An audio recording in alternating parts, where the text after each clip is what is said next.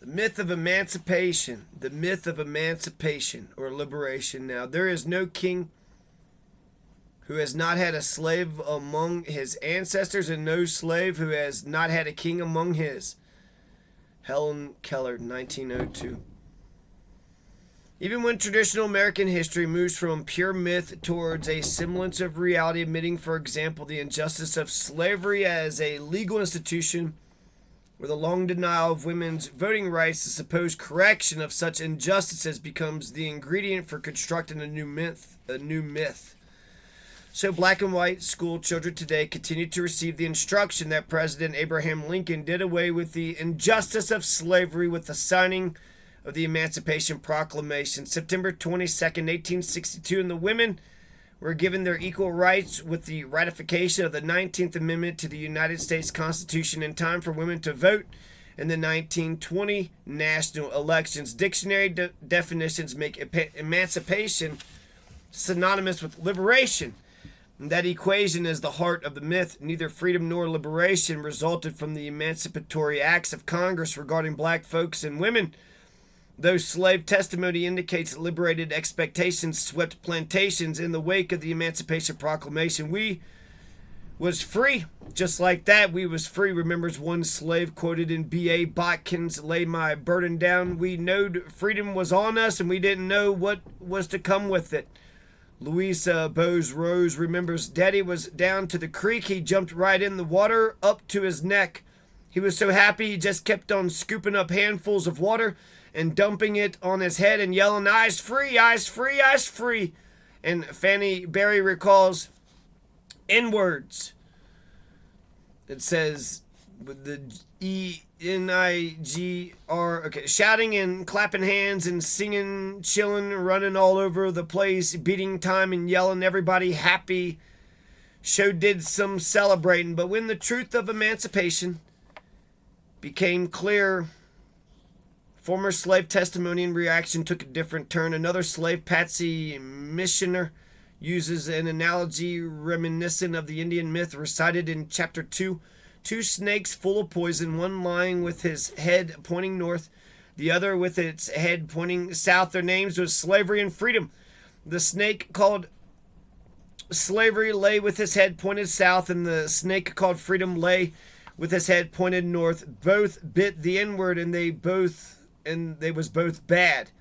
Former slave Rhodey Hosell questioned the strategy of emancipation. I believe it would have been better to have moved all the colored people way out west to themselves. Abraham Lincoln wanted to do this. It would have been better on both races, and they would not have mixed up, but the white people did not want the shade taken out of the country. Many of the bosses, after the freedom, couldn't stand it and went in the house and got a gun and blew out his brains. If Lincoln had lived, he would have separated us like they did the Indians. We would not have been slaughtered, burned, hanged, and killed if we had been put to ourselves and had our own laws. Many had our own laws. Many a person is now in torment because of this mix-up. God give us a better principle, and we could have had thousands of whites slaughtered, but we didn't after the freedom. More bitter is the reaction of Thomas Hall, whose testimony was gathered by the Federal Writers Project in 1938. Lincoln got the praise for freeing us, but did he do it? He gave us freedom without giving us any chance to live to ourselves, and we still had to depend on the southern white man for work, food, clothing. He held us out of necessity and won in a state of servitude, but little better than slavery. Lincoln done but little for the Negro race, and from a living standpoint, nothing. White folks are not going to do nothing for Negroes except keep them down. Harriet Beecher Stowe, the writer of Uncle Tom's Cabin, did that for her own good. She had her own interest at heart, and I don't like her. Lincoln or none of that crowd. The Yankees helped free us, so they say, but they let us be put back into slavery again. When I think of slavery, it makes me mad. I do not believe in giving you my story, because with all the promises that have been made, the Negro is still in a bad way in the United States. No matter in what part he lives, it's all the same. Now, you may be all right. There are a few white men who are, but the pressure is such from your white friends that you'll be compelled to talk against us and give us the cold shoulder when you are around them. Even if your heart is right towards us, you're going around to get a story of slavery conditions and the persecutions of Negroes before the Civil War and the economic conditions concerning them since that war. You should have known before this late day all about that. Are you going to help us? No, you are only helping yourself. You say that my story may be put into a book, that you are from the Federal Writers Project. Well, the Negro will not get anything out of it, no matter where you are from. Harriet Beecher Stowe wrote Uncle Tom's Cabin. I didn't like her book, and I hate her. No matter where you are from, I don't want you to write my story, because the white folks have been and are now and always will be against the Negro. The great emancipator in his excellent, this is Dick Gregory.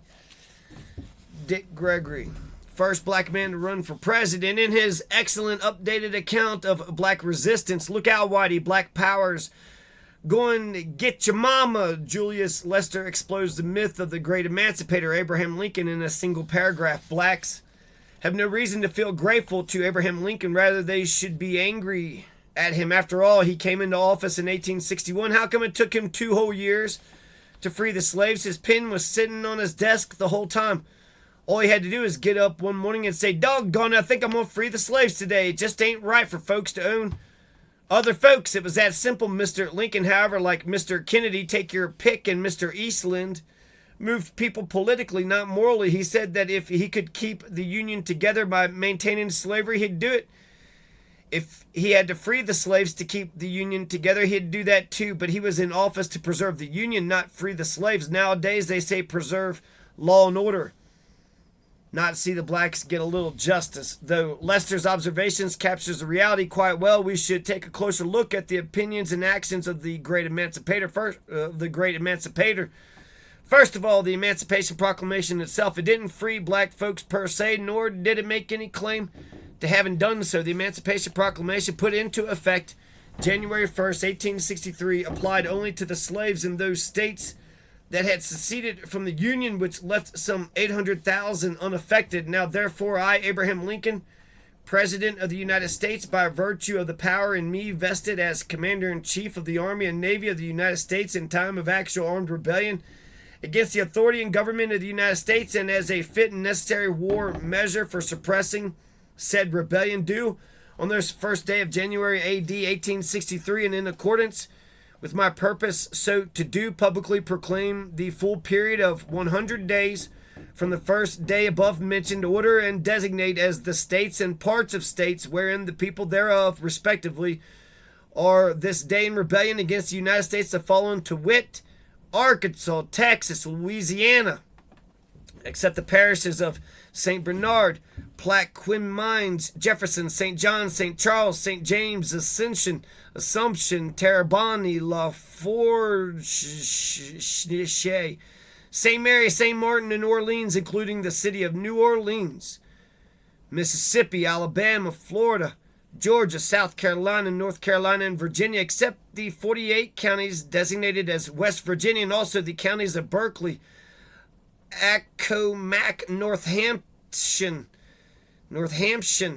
Elizabeth City, York, Princess Anne, and Norfolk, including the cities of Norfolk and Portsmouth, in which accepted parts are for the present left precisely as if this proclamation were not issued. The great emancipator urged the newly released black folks to be nonviolent and leave the killing to white folks, and by virtue of the power and for the purpose aforesaid, I do order and declare that all persons held as slaves within said designated states and parts of states are, and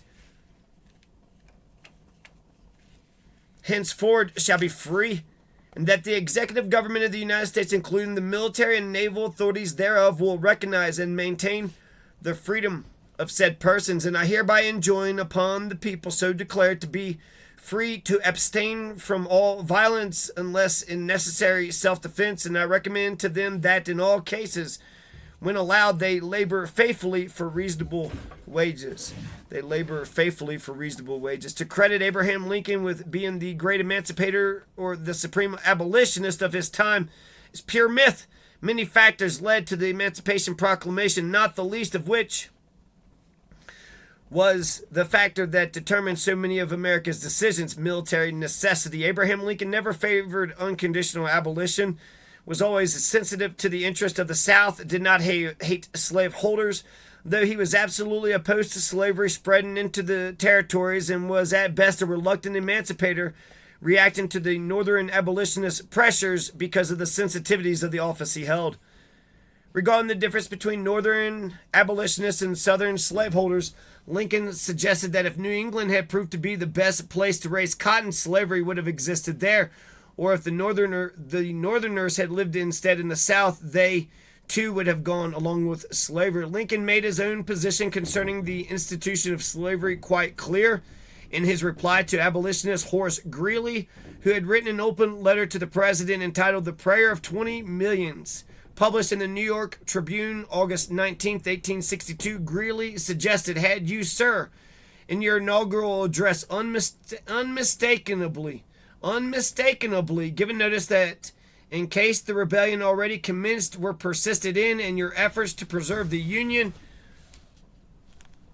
and enforce the laws should be treated by armed force, you would recognize no loyal person as rightfully held in slavery by a traitor. We believe the rebellion would therein have received a staggering, if not fatal, blow.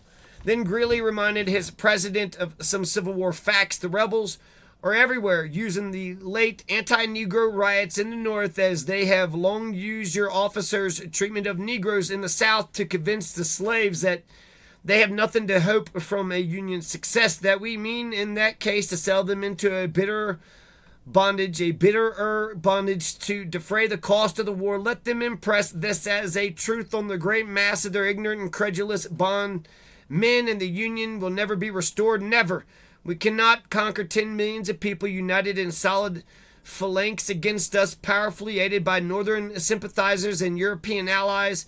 We must have scouts, guides, spies, cooks, teamsters, diggers, and choppers from the blacks of the South, whether we allow them to fight for us or not, or we shall be baffled and repelled. Lincoln replied in a letter to the newspaper on August 22, 1862. I would save the Union. I would save it the shortest way under the Constitution. The sooner the national authority can be restored, the nearer the Union will be the Union as it was. If there be those who would not save the Union unless they could at the same time save slavery, I do not agree with them. If there be those who would not save the Union unless they could at the same time destroy slavery, I do not agree with them. My paramount object is to save the Union, and not either to save or destroy slavery. If I could save the Union without freeing any slaves, I would do it, and if I could save it by freeing all slaves, I would do it, and if I could save it by freeing some and leaving others alone, I would also do that. What I do about slavery and the colored race, I do because I believe it helps to save this Union. And what I forbear because I do not believe it would help to save the Union. I shall do less whenever I shall believe I am doing hurt to the cause, and I shall do more whenever I believe more will help the cause. I shall try to correct errors when shown to be errors, and I shall adopt new views as fast as they shall appear to be true views.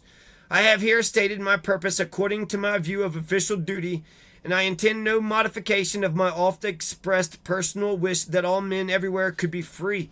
Greeley was asking President Lincoln to make a blanket application of the Confiscation Bill, July 17, 1862, a bill to suppress insurrection, to punish treason and rebellion, to seize and confiscate the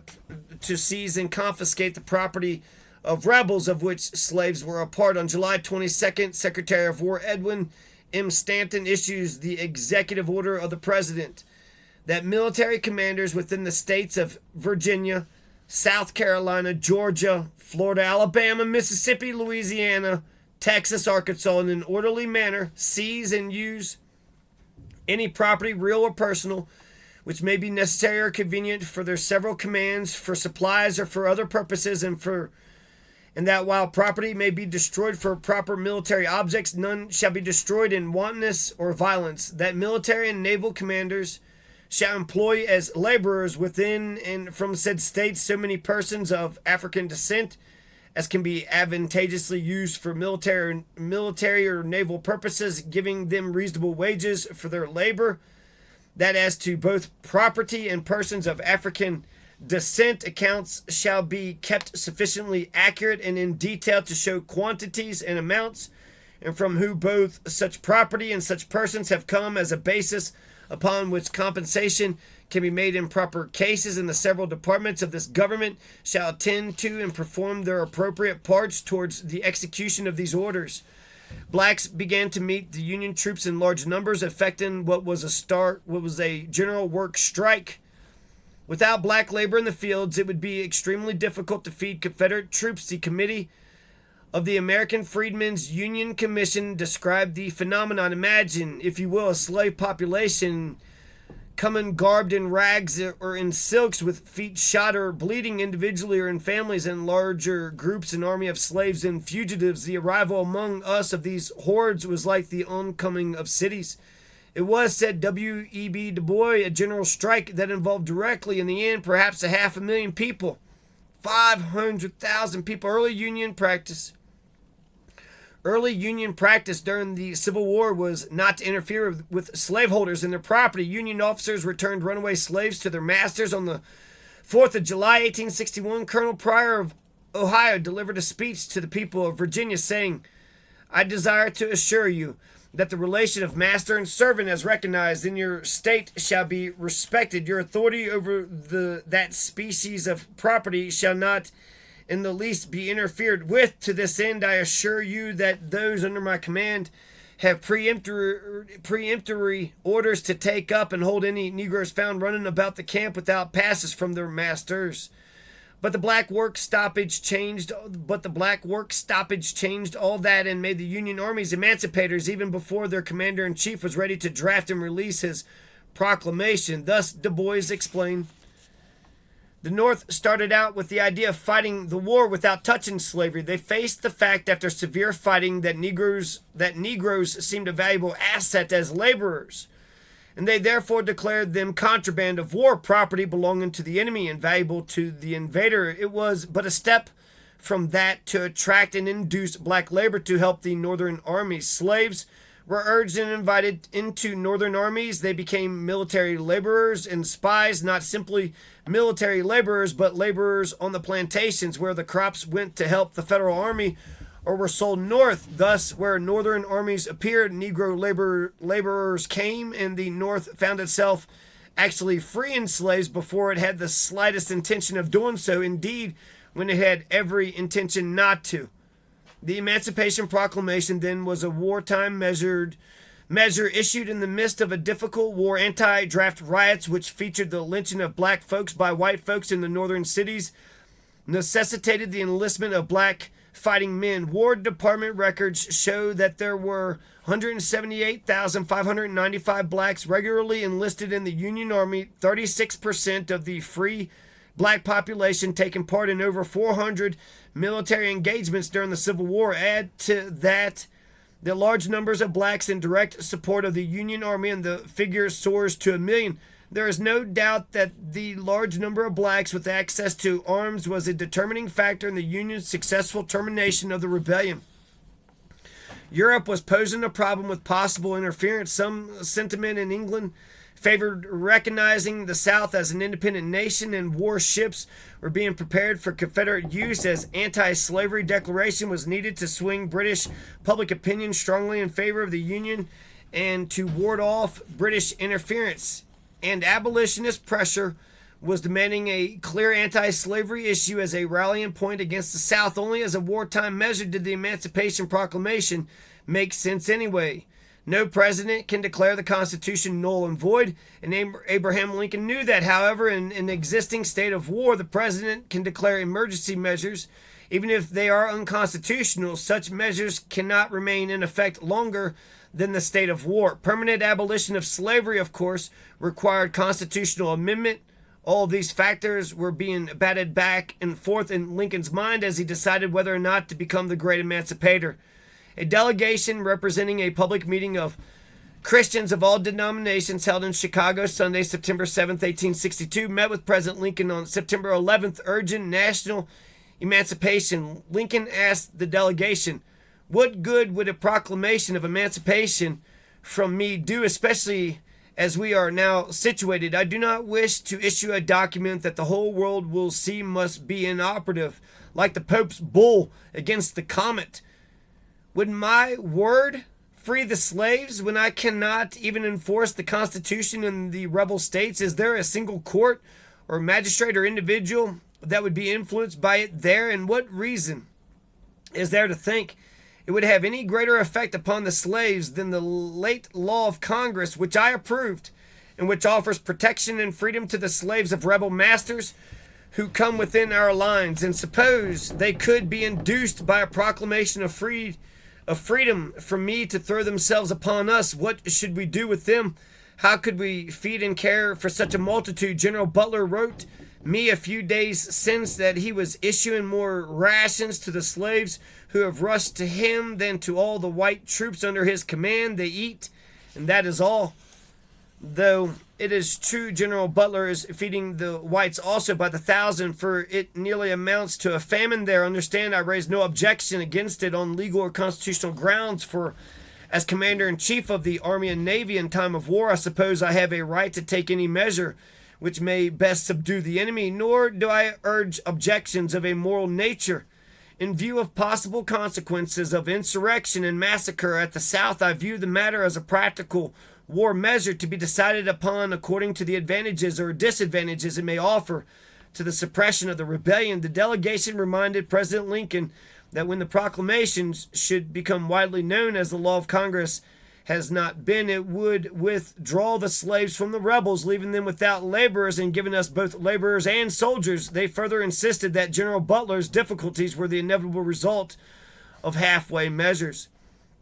Abraham Lincoln summed up the meeting in these words: I admit that slavery is the root of the rebellion, or at least it's sine qua non.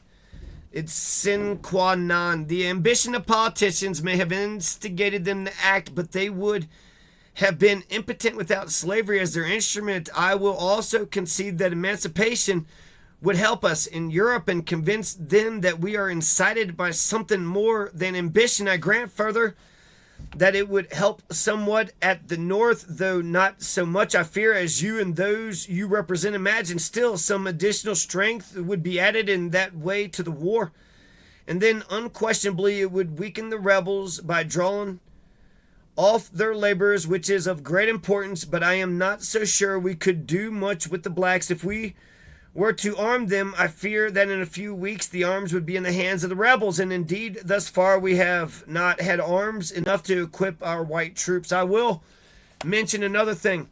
Though I meet only your scorn and contempt, there are 50,000 bayonets in the Union armies from the border slave states. It would be a serious matter if, in consequence of such a proclamation as you desire, they should go over to the rebels. I do not think they all would. Not so many indeed as a year ago or as 6 months ago. Not so many today as yesterday. Every day increases their Union feeling. They're also getting their pride enlisted and want to beat the rebels. Let me say one thing more. I think you should admit that we already have an important principle to rally and unite the people in the fact that constitutional government is at stake. This is a fundamental idea going down about as deep as anything. A constitutional government, a constitutional republic, a democratic and constitutional republic, elections, federalism, rule of law, 3 branches of government. Can you imagine? Can you imagine it? 11 days later, Abraham Lincoln wrote the Emancipation Proclamation, which was issued the first of the following year. He proved to be a man of his word. Lincoln did exactly what he told Horace Greeley he might do: free some slaves and leave others untouched. And of course, in reality, he didn't free any slaves at all. Those slaves who were in the Union over whom he had immediate authority, Lincoln did not free, as his above-mentioned border state concerns prevailed. Those slaves he did declare to be free were the property of the rebel states over whom Lincoln did not have immediate authority. The North had to defeat the South in battle before such authority would be restored, but then the war would be over, and an emergency measure would not be in effect. Thus, the whole issue became a matter of constitutional amendment. A month before the Emancipation Proclamation became effective, Abraham Lincoln proposed constitutional amendments in his annual message to Congress, December 1st, 1862. Lincoln's plan involved compensation to slaveholders from government funds and relocation of black people on the continent or elsewhere.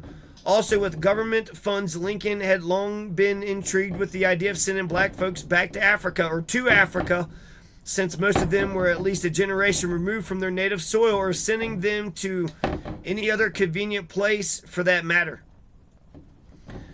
On April 16th, 1862, an act abolishing slavery in the District of Columbia was approved by Abraham Lincoln. Said Lincoln, "I have ever desired to see the national capital freed from the institution in some satisfactory way." Section 11 of the act designated that the sum of $100,000 out of the money in the treasury pot otherwise appropriated is hereby appropriated to be expended under the direction of the President of the United States to aid in the colonization and settlement of such free persons of African descent now residing in said district, including those to be liberated by this act as may desire to immigrate to the republics of Haiti or Liberia or such other country beyond the limits of the United States as the President may determine, provided the expenditure for this purpose shall not exceed $100 for each immigrant. Thus, the law that emancipated slaves in Washington, D.C. immediately encouraged them to get out. Life for free blacks in Washington was designed to encourage them to want to leave. When Lincoln was assassinated, the Washington City Council ordered that blacks be excluded from the funeral procession. The Assistant Secretary of War interceded on their behalf, so a quota was set on the number of blacks officially allowed to mourn their departed emancipator. Even that was better than New York City, where city officials refused to permit any black men to walk in the funeral procession for Lincoln there. Thursday afternoon, July 14th, 1862, President Lincoln gave audience at the White House to a committee of colored men. The president informed his guest that a sum of money had been placed at his disposal by Congress for the purpose of colonizing people of African descent or a portion of them in some other country, making it his duty as it had long been his inclination to favor that cause. Why, asked the president, should the people of your race be colonized? Why should they leave this country? You and we are different races. We have between us a broader difference than exists between almost any other two races. Whether it is right or wrong, I need not discuss, but this physical difference is a great disadvantage to us both, and I think your race suffers very greatly, many of them by living among us, while ours suffers from your presence. In a word, we suffer on each side. If this is admitted, it affords a reason at least why we should be separated. President Lincoln urged his colored delegation to take the initiative in getting out for the good of white and black folks, even though they might not want to go. Lincoln suggested colonization site was in Central America. Lincoln urged, I suppose one of the principal difficulties in the way of the colonization is that the free colored man cannot see that his comfort would be advanced by it. You may believe you can live in Washington or elsewhere in the United States the remainder of your lives, perhaps more so than you can in any foreign country, and thence you may come to the conclusion that you have nothing to do with the idea of going to a foreign country. This is, I speak in no unkind sense, an extremely selfish view of the case. There is an unwillingness on the part of our people, harsh as it may be, for you free colored people to remain with us. Now, if you could give a start to white people, you would open a wide door for many to be made free. If we deal with those who are not free at the beginning and whose intellects are clouded by slavery, we have very poor materials to start with. If intelligent colored men, such as are before me, would move in this matter, much might be accomplished. It is exceedingly important that we have men at the beginning capable of thinking as white men and not those who have been systematically oppressed. Damned if you do, damned if you don't. Lincoln even got in a sly dig blaming black folks for all the trouble in the land. See our present condition, the country engaged in war.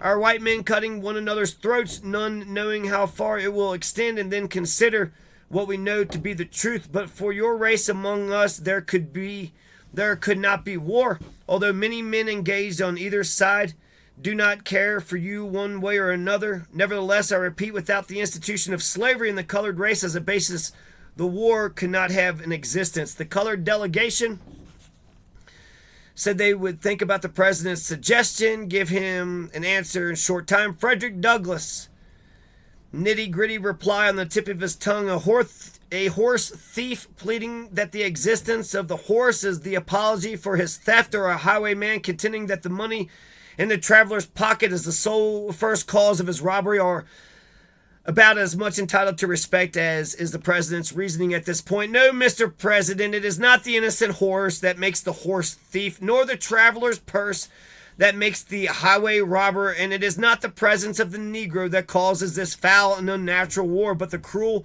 and brutal cupidity of those who wish to possess horses, money, and Negroes by means of theft, robbery, and rebellion.